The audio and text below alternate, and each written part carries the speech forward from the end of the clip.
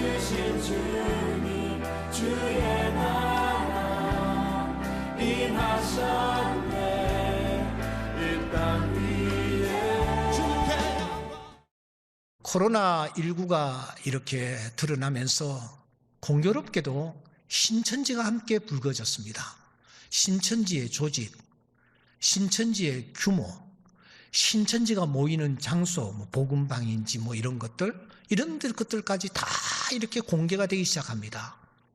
더더군다나 신천지에서 확진자가 많이 드러나니까 불가피하게 신천지는 자기네들의 그 교인들의 그 명단을 관계기관에 제출하지 않을 수 없는 상황에까지 내몰리게 되었습니다. 그래서 관계기관에서 이 신천지 교인들의 모든 신상명세서를 다 지금 입수하여 있는 것으로 알고 있습니다. 또 하나 우리가 이 사실을 통해서 알게 된 것은 신천지의 그 포교 수법이 그동안 전통교회의 성도들을 빼나가는데 맞춰져 있었다라는 것. 그 중에서도 특별히 젊은 층을 주 타깃으로 공략해 왔다라는 것이 밝혀졌습니다. 확진자들의 대부분이 바로 젊은이들이었기 때문입니다. 사실 이것은 오늘 우리가 크게 반성해야 할 뼈아픈 부분이 아닐 수가 없습니다. 그동안 교회가 불안한 현실, 막막한 미래에 내몰린 청년들을 우리가 잘 품지 못했다라는 방증이기 때문입니다. 신천지는 교회가 젊은이들을 품지 아니할 그때에 이 청년들에게 접근했습니다. 친분을 이용하거나 혹은 동아리로 위장해서 이들을 포섭했습니다. 그리고 그들로 하여금 교회를 뛰쳐나가고 더 나아가 가정까지 뛰쳐나와 집단으로 생활을 하게 하면서 길게는 10년에 걸쳐서 포교 활동에 이 젊은이들을 내몰았습니다. 자연히 학업을 포기하였고 또 직업을 포기할 수밖에 없었습니다. 이 과정에서 노동력 착취는 다반사였습니다. 오죽했으면 최근에 청춘 반환 소송들이 이 젊은이들을 중심으로 일어나고 있겠습니까? 문제는 이 와중에서도 이 신천지의 그 포교 활동은 집요하다라는 것입니다. 결국 교주 이만희가 고소를 당했고 그러자 그는 카메라 앞에 나타나 2번이나 큰절을 했습니다. 그리고 그것도 모자란다고 생각했던지 급히 120억을 각출하여 기부를 했습니다. 하지만 여론은 아주 싸늘했습니다. 오히려 기부금을 되돌려 보냈습니다. 다른 단체들도 받지 않겠다고 손사래를 치고 있습니다. 120억, 결코 적은 돈이 아닌데 말입니다. 이러한 때에 하나님께서 우리로 하여금 로마서를 펼치게 하신 것은 결코 우연이 아니라고 생각합니다.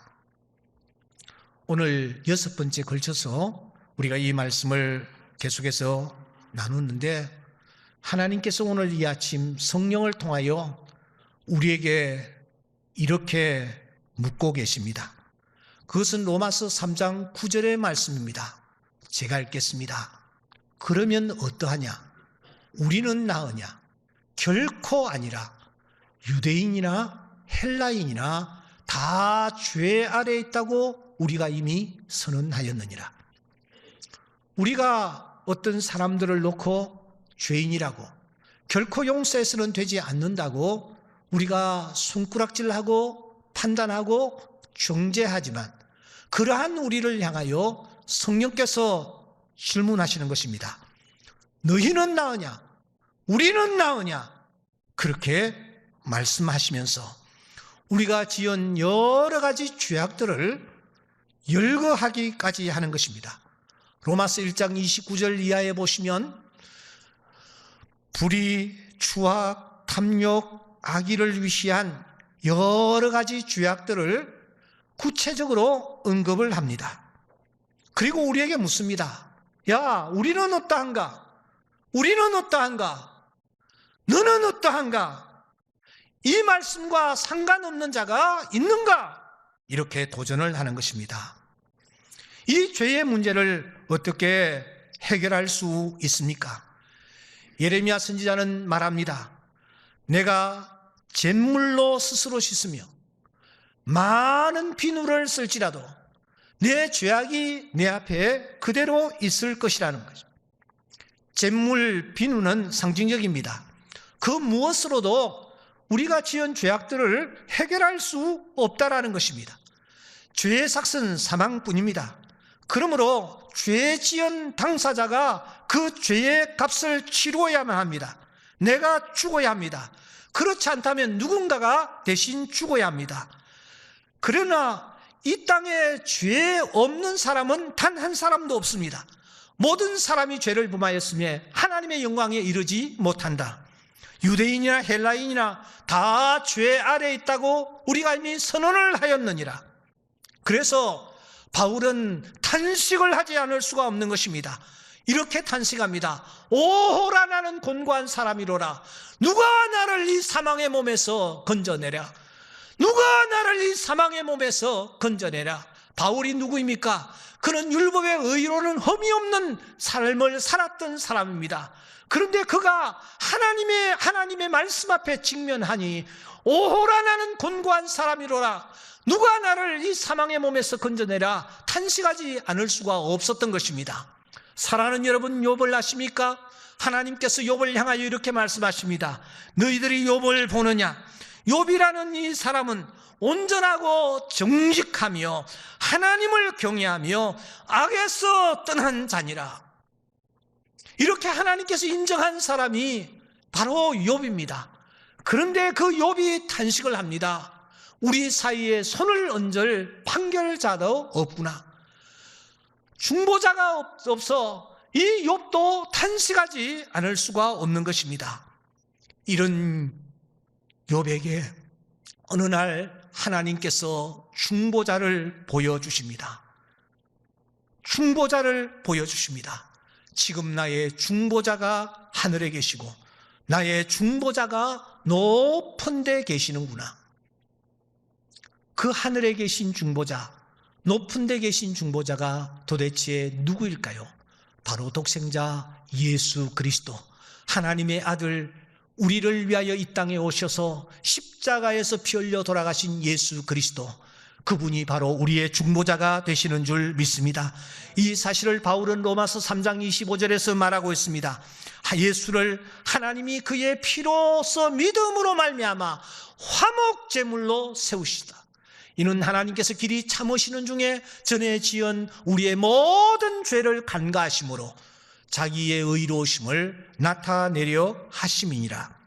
그래서 우리는 이 예수 그리스도께서 십자가에서 피 흘려 돌아가심으로 말미암아 그의 피로 말미암아 우리 모두가 의롭다함을 입은 자 된 하나님의 거룩한 자녀로 다시 세움을 입은 주의 귀한 자녀들이 된 줄 믿습니다. 지난주일에 생각한 대로 우리는 하나님으로부터 5가지 놀라운 은혜를 입었습니다. 그 첫째는 하나님께서 우리의 죄를 간과해 주시는 은혜입니다. 간과했다라는 말은 우리가 죄가 없다라는 것이 아니고 하나님께서 그 죄를 덮어주셨다라는 것입니다. 눈 감아 주셨다라는 것입니다. 지나쳐 주셨다라는 것입니다. 예수 그리스도의 의의 옷을 우리에게 입혀주셨다라는 것입니다. 그래서 우리는 의롭다 칭함을 받게 되었고 하나님과의 관계가 회복되었으며 능력자로 다시 재창조가 되었습니다. 그리고 드디어 마지막으로 우리는 마음의 할례를 받은 자가 되었습니다. 사랑하는 여러분, 이것은 움직일 수 없는 사실입니다. 하나님이 나의 죄를 다 간과해 주셨습니다. 아멘입니까? 의롭다 칭해 주셨습니다. 의롭다 하신 분은 하나님이시니 누가 정죄하리요? 하나님이 우리를 의롭다 해 주셨습니다. 이제 하나님과의 관계가 회복이 되었습니다. 능력자로 재창조함을 받았습니다. 마음의 할례를 받은 자 되었습니다. 우리는 이제 그런 자로 살아야 할 줄 믿습니다. 어떻게 살아가는 것이 이 5가지 은혜를 입은 자의 모습일까요? 오늘 성경에 보시면 3가지 질문이 등장을 합니다. 그 3가지 질문이 오늘 우리가 취해야 할 자세를 그대로 보여주고 있습니다. 여러분 성경을 한번 보시기 바랍니다. 세 질문이 오늘 본문에 등장하는데 27절에 보시면 그런즉 자랑할 때가 어디 있느냐라는 질문입니다. 29절에 보시면 하나님이 유대인의 하나님이시냐, 유대인만의 하나님이시냐, 이런 질문이 있습니다. 31절에 보시면 우리가 율법을 파기해도 되느냐라는 질문이 있습니다.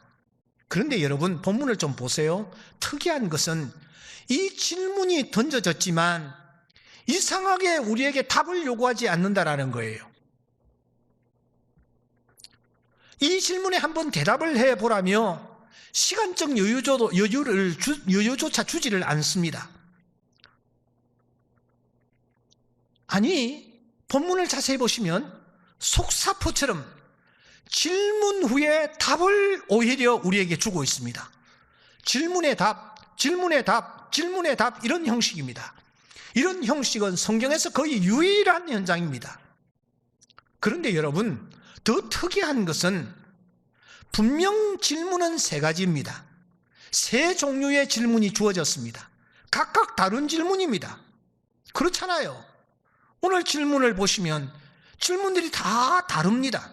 자랑할 때가 있느냐? 유대인만의 하나님이냐? 믿음으로 말미암아 율법을 파기할 수 있느냐? 이렇게 질문이 각각 다릅니다. 그런데 여러분, 각각 다른 이 질문에 대한 답은 어떠합니까? 본문을 보시면 답은 다 동일합니다. 27절을 다시 보십시오. 있을 수가 없느니라.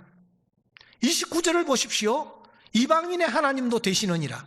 31절을 보십시오. 그럴 수 없느니라. 그런데 이 답을 가만히 살펴보시면 이 답들이 한 문장으로 요약되는 것을, 정리되는 것을 알 수가 있습니다. 그 한 문장이 무엇입니까? 그것은 그럴 수 없느니라 입니다. 그럴 수 없느니라. 그러니까 답이 똑같습니다. 아니, 하나입니다. 왜 그럴까요? 이 세 질문이 서로 연관이 없는 듯해 보이지만 동일한 흐름과 논리적인 연계성을 가지고 있기 때문입니다. 그러므로 질문은 세 가지인데 질문에 대한 답은 하나인 것입니다. 첫 번째 질문에 대한 답도 그럴 수가 없다. 두 번째 질문에 대한 답도 그럴 수가 없다. 세 번째 질문에 대한 답도 그럴 수가 없다입니다. 그래서 오늘 저의 설교 제목이 그럴 수가 없습니다입니다. 그럴 수가 없습니다. 성령께서 이 시간 우리에게 도전하십니다. 야, 너희들 자랑할 게 있냐? 이 질문에 우리로 하여금 답하라고 말씀하십니다. 하나님이 유대인만의 하나님이시냐? 이 질문에 우리로 하여금 답하라고 말씀하십니다. 믿음으로 구원을 받았다고 해서 율법은 파기해도 되느냐? 이 질문에 답을 해보라고 말씀합니다.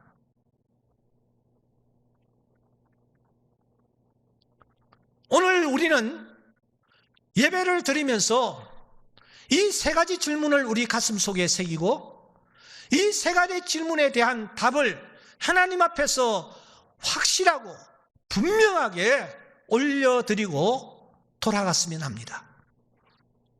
자랑할 게 있느냐? 유대인만의 하나님이시냐? 율법은 파기해도 되느냐? 이 질문의 말입니다. 로마서의 핵심이 무엇인지 아십니까? 로마서의 핵심은 이 세 질문에 대한 답입니다. 그러므로 그럴 수가 없습니다라는 이 대답은 로마서를 떠받치고 있는 기둥이라고 할 수가 있습니다. 인간이 하나님 앞에 자랑할 것이 아무것도 없다라는 것, 그리고 하나님은 온 세상의 하나님이시라는 것, 더 나아가 이 로마서가 믿음을 강조하는 듯해 보이나 결론은 하나님의 말씀과 하나님의 뜻대로 사는 자를 하나님이 요구하고 계신다라는 것, 바로 이 세 가지 핵심을 이 로마서가 이루고 있기 때문입니다. 사랑하는 여러분, 우리는 하나님 앞에서 자랑해서는 되지 않습니다. 내가 구원받은 것, 내가 구원받을 어떤 자격이나 어떤 조건이 있어서 내가 구원을 받았느냐. 바울은 에베소 교회에 편지하면서 너희가 그 은혜를 인하여 믿음으로 말미암아 구원을 받았으니 이것은 너희에게서 난 것이 아니요 하나님의 선물이라. 행위에서 난 것이 아니니 이는 누구든지 자랑하지 못하게 하려 함이라. 그래서 바울은 구원받은 하나님의 자녀로서 혹시 자랑할 것이 있다 할지라도 그는 자랑하는 일을 늘 주저했습니다. 그는 아니 자랑이라는 단어 자체를 사용할 때에도 무척이나 조심스러워했던 것을 우리가 확인할 수 있습니다. 고린도전후서 11장 30절 말씀에 보면은 내가 부득불 자랑할진대, 부득불. 그리고 난 뒤에도 그가 할 말이 있었어요. 그런데 말을 그냥 돌려버립니다. 내 약한 것 자랑하리라. 이어서 12장 1절 내가 무익하나마 부득불 자랑을 해야겠는데, 말해야 되겠는데, 내가 받은 바 은혜들을 여러분들과 나눠야 되겠는데, 무익하나마 부득불 자랑을 내가 해야 되겠는데, 바울은 지금 고린도 교회 성도들에게 꼭 자랑해야 할 것이 있었습니다. 꼭 해야 할 얘기가 있었단 말입니다. 그런데 그게 혹시 자랑거리가 될까봐 얼마나 마음을 졸이는지 모릅니다. 그래서 그는 심지어 3인칭까지 동원하지 않습니까? 주인공이 자기임에도 불구하고 말입니다. 그래서 겨우 한다는 말이 무엇입니까? 내가 이런 사람을 위하여 자랑하겠으니 나를 위하여는 약한 것들 외에 자랑하지 아니하리라.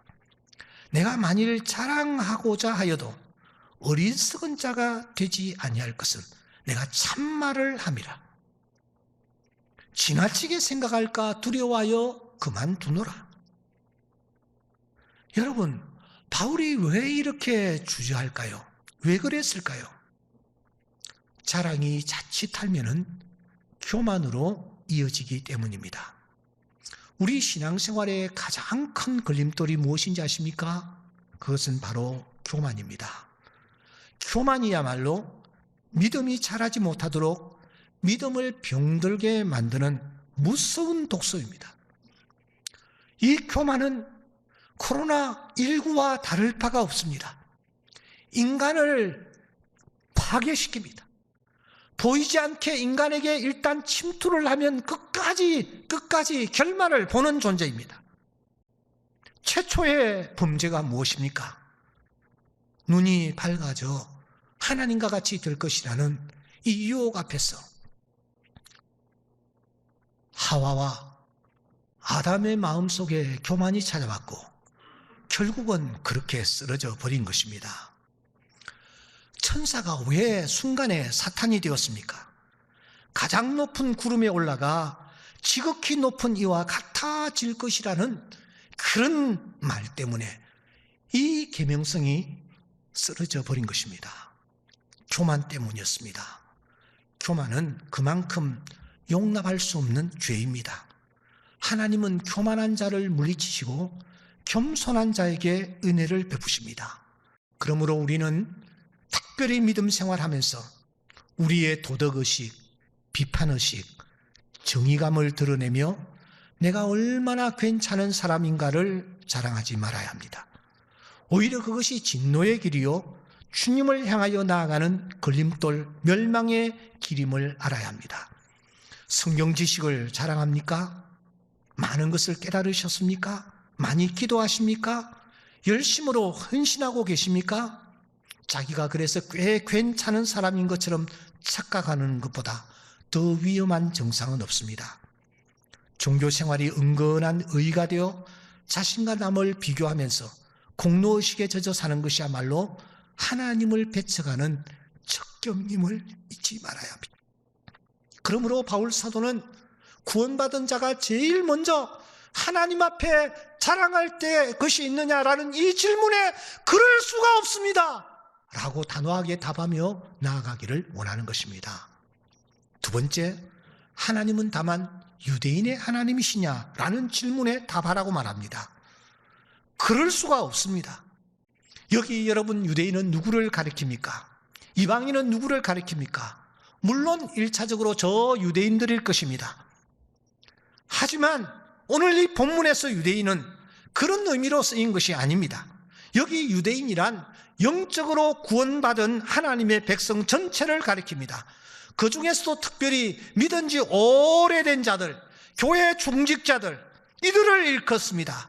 더 나아가 말씀대로 산다는 긍지와 자부심으로 똘똘 뭉쳐져 있는 자를 가리킵니다. 하나님이 이런 자들만의 하나님이신가? 하나님이 이들만을 위하여 독생자를 우리에게 주셨던가? 이들만을 위하여 주님이 십자가에서 피를 흘리셨는가? 이 질문에 대하여 답을 하라는 것입니다. 그럴 수가 없다. 그럴 수가 없습니다. 하나님은 이 답을 지금 기다리고 있는 것입니다. 왜냐고요? 여기에 하나님의 소망이 담겨 있기 때문입니다. 하나님은 지금 나의 하나님이시요 오늘 우리의 하나님이심을 믿습니다. 동시에 이 하나님은 모든 이방인의 하나님이 되심도 믿습니다. 오늘 또 구원받아 하나님께로 돌아오야 할 하나님의 자녀들이 저 세상에 길 잃은 양이 되어 많이 방황하고 있다는 사실을 우리는 잊지 말아야 합니다. 마지막입니다. 믿음이 율법을 파괴하느냐? 이 질문에 대하여 그럴 수가 없습니다. 이 답을 우리는 할 수 있어야 합니다. 왜냐고요? 믿음은 율법을 더 굳게 세우기 때문입니다. 우리가 율법 때문에 구원받은 것 아닙니다. 율법을 지킴으로 구원받는 것도 아닙니다. 오직 믿음으로 구원을 받았습니다. 오직 믿음만을 그러므로 붙잡고 나아가야 합니다. 그렇다고 해서 율법은 이제 지키지 아니해도 되는 것입니까? 율법은 우리에게 아무런 의미가 없는 것으로 저 386 컴퓨터처럼 던져버려야만 합니까? 이 부분에 대하여 우리 주님께서 분명하게 말씀하십니다. 내가 율법이나 선지자나 폐하려 온 줄로 생각하지 말아라. 폐하려 온 것이 아니요 완전하게 하려 함이라. 진실로 너희에게 이르노니 천지가 없어지기 전에는 율법의 1.1핵이라도 반드시 없어지지 아니하고 다 이루리라.